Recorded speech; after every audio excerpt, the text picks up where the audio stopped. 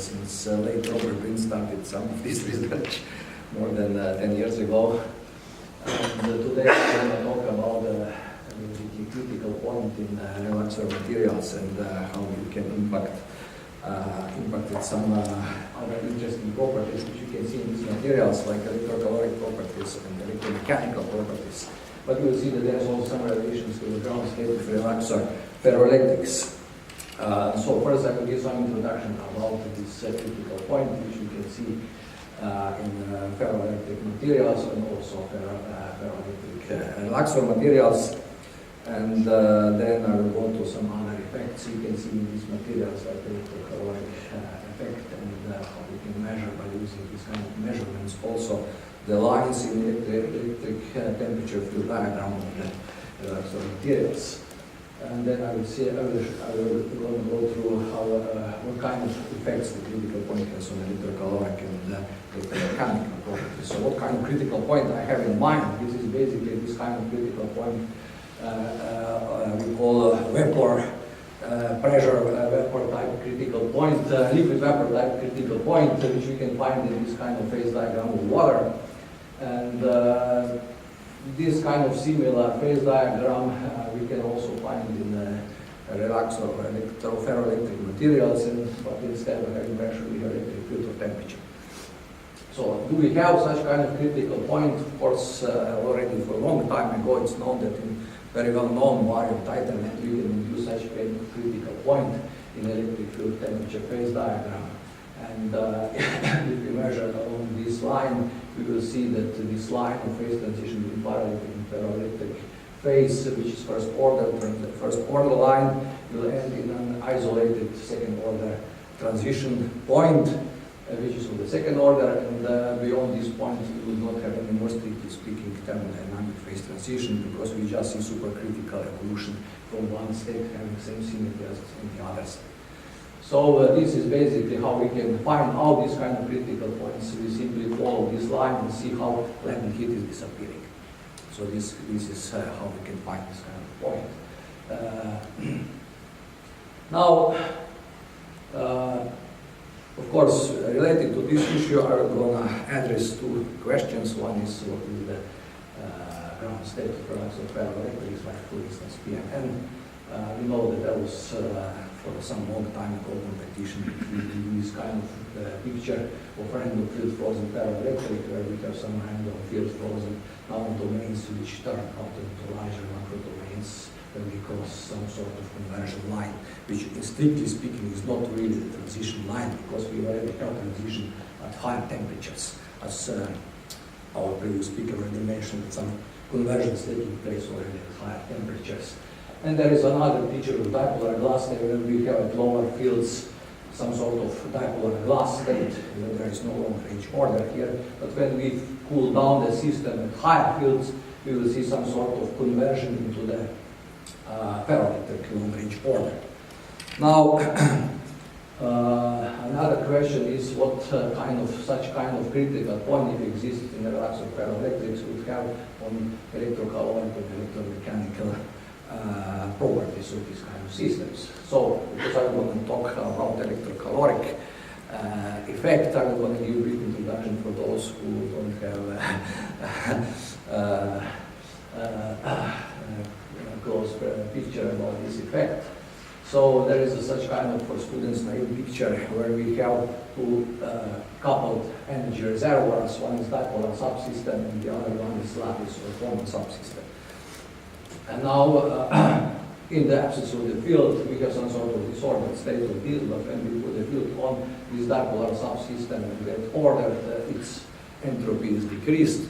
And now, if this is done very quickly, what we can do if we could just switch on the field, this can change in microseconds or even less in some systems. And the total system needs much longer time, typically in macroscopic samples, to exchange heat with the surroundings, so we can consider this change as to be adiabatic. In case of adiabatic change, the total entropy must be preserved. But now if we have change of the dipolar subsystem entropy, somehow we must compensate this by increasing the lattice or common entropy. This means that our common system must start vibrating more vigorously, that means temperature is increasing. So this is typical presentation of electrocaloric effect, where we change the temperature of the system by the external electric field. Of course, this is complete analogy to magnetocaloric effect and some other caloric effects we know, like mechanical calorics and so on. So now, how we measure this? Typically, we put the field on and we see such a heating of the sample. Then we can allow sample to reject heat to the surrounding bath. And then we remove the field off, and then if we see the cooling down below the bath temperature, this is electrocaloric effect, because heating always we can get it by some current flowing through, like resistive heating and so on. But if we see such kind of cooling below the bath temperature, this is proof that we are really dealing with electrocaloric effect, sizable effect. Now another way how we can exploit this electrocaloric effect is to measure really transition lines in the electric field temperature phase diagram. So how we do that? Instead of simply putting field on, we slowly increase the field with time, and by that, if we hit at a particular field value, some transition line, if we induce, for instance, ferroelectric state, and if we have first order transition, for instance, the latent heat will be released at this transition, and we will see heating of the material. If this is done very quick enough, we will see the heating of our material before it rejects its heat to the surrounding bath. And then when we remove the field slowly down, when we go the opposite direction, we will see an absorption of the heat from the surroundings, because the material goes from the ferroelectric to the disordered state. So this is how we can basically determine the lines of the phase transitions in such kind of electric field temperature phase diagram. By measuring the magnitude of this heating, we can also determine the size of the latent heat. So, and this is how it was used to measure, for instance, this kind of phase diagram in PMN. We see here a measurement, such kind of change of the, which we obtain during the gradual change of the electric field. So we cool down the system to some particular temperature, and then we slowly increase the field across this line. And what we observed, when we are far lower temperatures, we see quite sizable change of temperature. And when we go to higher and higher temperature, we see less and less this kind of heating of the material. And that means that the size of this heating is directly proportional to the latent heat. You can see that latent heat is gradually decreasing when we hit some point here, and then we don't have any more latent heat at all. And from other measurements, heat capacity and dielectric measurements, we see that here in this region, everything is veered out, like typically for supercritical region. So we can say that this line is indeed true phase transition line, which is of the first order, and it ends in some isolated critical point here. And above we have a widow line, like in supercritical regime, just conversion from one state to another state with the same local city. So this is same was observed also in some PM and PT other concentrations, for instance in PMN 2945 PT, where we also observe such kind of existence of critical point. And this system, of course, is not any more glassy system, but it's ferroelectric system. So now, what about isovalent relaxors? For instance, like BZP, where we have a zirconium titanium isovalent voltage charge +4. So in these systems, it was understood that BZP can be understood like a mapping and analogy with thin glasses. That means that here we're supposed to have just dipolar glassy or relaxor glass type of properties. And many measurements and experiments done on this system basically confirm this kind of existence of gaseous state in this system. Also our experiments confirm that in this, if you do dielectric experiments, we can see classical glassy behavior in this system with divergence of the longest relaxation time in the spectrum of relaxation times in dielectric measurements, and also such kind of field-cooled envelope of different kind of frequency-dependent dielectric constants, and polarization which is decreasing after field is removed when we go across the Vogel-Flucher temperature. So, but there could be some other aspects how we can see some other aspects of glassiness in this system, and one is exploring the so-called dipolar heat capacity. So, in fact, if we take such kind of calculations by using spherical random model of susceptibility, we can calculate what would be the contribution of dipolar subsystem to the heat capacity. And this is called dipolar heat capacity. And if we calculate this, we see that along with the temperature, when we go to the glassy state, we will have negative contribution to the total heat capacity. So how can we have negative heat capacity? Of course, recently we have also electrical capacitance negative. So we must have in mind that this is not total heat capacity, because this is just something small, very small, which is very difficult to measure. In fact, added to the huge, several orders of magnitude larger phonon heat capacity, contribution of photons to the heat capacity. So total heat capacity is still positive, of course. But now how can we measure this? Can we measure this? This is very difficult to measure because this contribution is very small. If there are no calorimeters which can measure this kind of small contributions, but we can do some indirect calculations, because for small fields we can simply expand the previous equation into this kind of equation, where we can, by simply measuring the depolarization as function of temperature in the field, calculate dipolar heat capacity contribution. And for BZT we see that we get in such kind of negative contribution, which is very similar to what we can see in other relaxor glassy systems like PLZT 96535, which is very similar to what is actually qualitatively similar what we can calculate from the model. And this is also similar to what we can see in classic dipolar glasses, like for instance, deuterated rubidium ammonium dihydrogen azote, for instance, where we also see in glassy state negative dipolar capacity. Now, even more, if we take out such a loop of electric field, the general diagram of electric field temperature phase diagram, and take a loop of nonlinear properties of polarization as function of measure, as function of the field, you will see that in classic canonical relaxor systems, we got in this non-ergodic part such kind of the response of polarization as function of the electric field. So if you measure along this line, you will see something like that. That means the third order non-linear dielectric susceptibility will be positive because this jumps up. And if you measure in this region of ergodic relaxor glassy state, typically for us with DMN, you will see negative third order dielectric susceptibility. So we have such kind of saturation, polarization. And in BZT 50, which is isovalent relaxor, it's very similar behavior. So this is slightly different than in classic dipolar glasses, where we see practically linear dependence with very small non-linearities. Here we see quite huge non-linearities, which are very similar to what we see in canonical relaxor systems in this part of the phase diagram, electric field temperature phase diagram. Of course, BZT cannot be expanded to low temperatures into this non-ergodic region like that, where we can induce ferroelectric phase.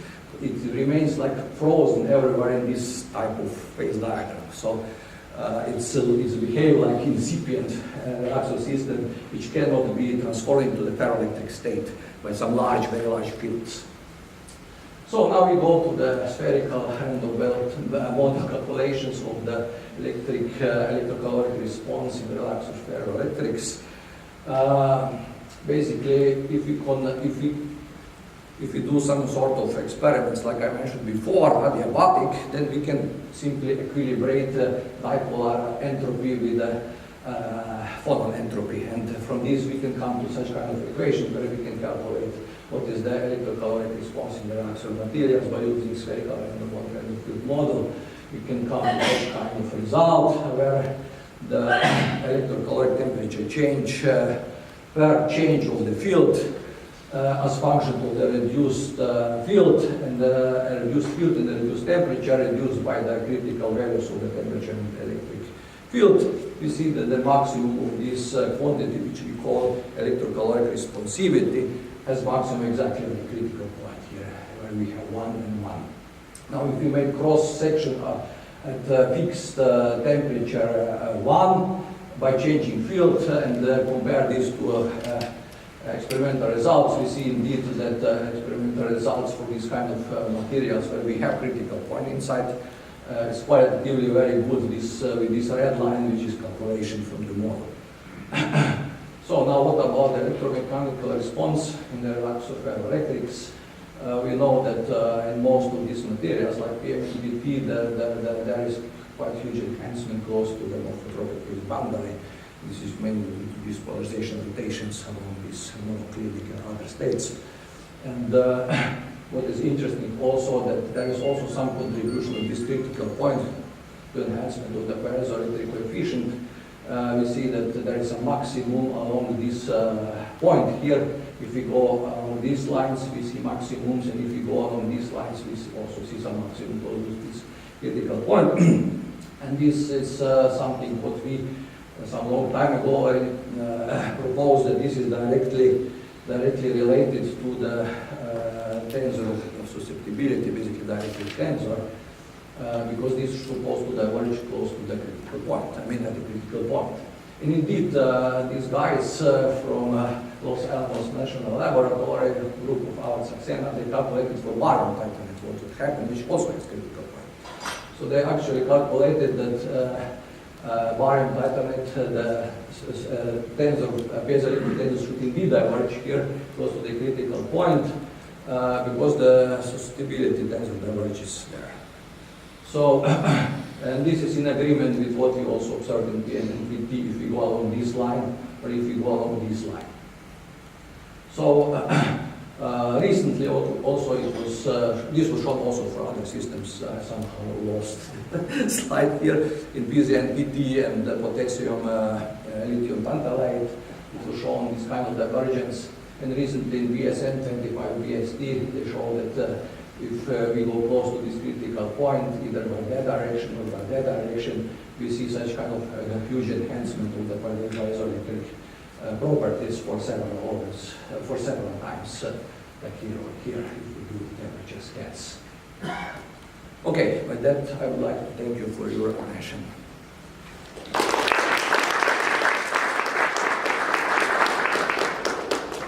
Thank you. So we have time for some questions.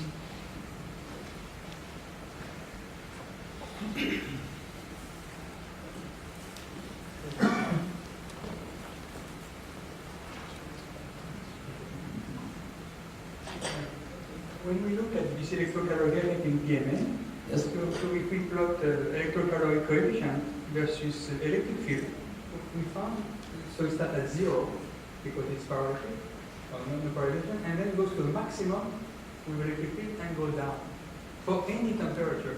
Not only the critical point, but also, the maximum is high at the critical point, but for any temperature, it first goes to 0 maximum and go down. Do you see that in the experiment? Yes, if you do that, of course, when you go away from that, let me show you. When you go away, everything gets a little smeared, of course. So like a theory predicts here, you see, if you go along this line, it will be much more smeared with this burst. And actually, we did these kind of experiments. We can calculate it. This is quite a good agreement. If there are no more questions, let's thank the speaker again.